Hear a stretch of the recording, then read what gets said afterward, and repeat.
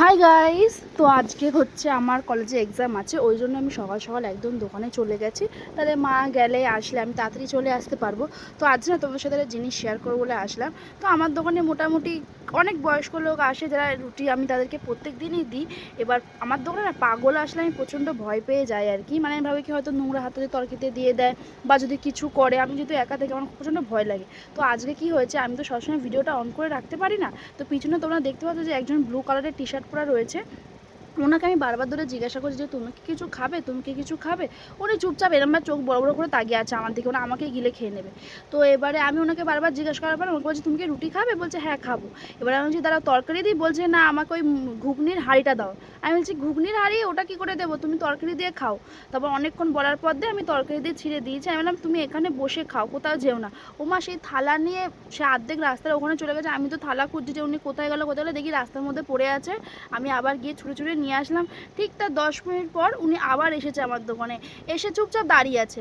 আমি বলছি কি কিছু দরকার, মানে আমার তো প্রচণ্ড ভয় করছিল। আমি বলছি কিছু হয়েছে কি। উনি কিছু বলছে না।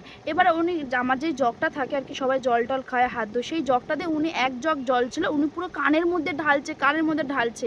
প্রথমে এক জগ মানে জগে জল ছিল, তারপরে আমি আবার এক জগে জল দিয়েছি। উনি আবার সেটাকে ঢালছে। লাস্টে আমার এত ভয় পেয়ে গেছে, আমি পাশের দোকানে যে কাকুটাকে ওনাকে বলছি দেখো না কাকু, ওনাকে কিছু বলো না যে উনি এরকম করছে। তারপরে উনি আমার যে ডাস্টবিনটা রয়েছে দোকানে, সেই ডাস্টবিনের ভিতরে ডিমের খোসা প্লাস্টিক যা ছিল উনি সব বার করে ওখানে ফেলছে। লাস্টে ওই কাকুটা ওনাকে বার করেছে যে তুমি এখান থেকে যাও, কেন তুমি এসব করছে, বলার পর গেল। আমার খালি এটা ভেবে ভয় লাগে যে আমাকে যদি মারে, আমাকে যদি এসে মারতে যায়, তো এটাই আমার ভয় লাগে, আর এর বেশি কিছু না।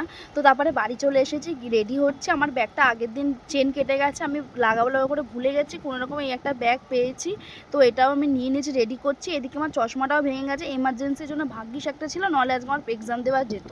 তো তারপর কোনো রকম স্নান টান করে খেয়ে দিয়ে রেডি হয়ে গেছি। প্রচণ্ড যা গরম পড়ছে, বৃষ্টি হয়েও কোনো লাভ হচ্ছে না। মানে যেরকম যদি বৃষ্টি পড়ছে সেরকম তার ডবল গরম দিয়ে দিচ্ছে। মা বলো আসার সময় তো ঠান্ডা জল আনিস, তো সেটাই নিয়ে গেছিলাম। যে পরিমাণে মানে দোকানে জল রাখলেই না সেই জলটা আগুনে মানে 10 মিনিটও লাগে না গরম হওয়ার জন্য, এত পরিমাণে গরম পড়ছে। তারপরে এক্সাম দিয়ে চলে গেলাম বাচ্চাটাকে পড়াতে। একেবারে পড়িয়ে বাড়ি গেলে একদম রিল্যাক্স থাকি, নাহলে আবার বাড়ি গিয়ে খেয়ে দিয়ে আবার আসতে গেলে আমার প্রচণ্ড কষ্ট। একেই আমি স্কিনে কিছু মাখি না, আমি জানি না কেন আমার স্কিনে একের পর এক ব্রণ হয়। তারপর বাড়িতে এসে গরম গরম ভাত, আলু ভাজা, আবার একটা আলু ভাজা প্লাস ডিম ভাজা, ব্যাস দারুণ খেয়েছি।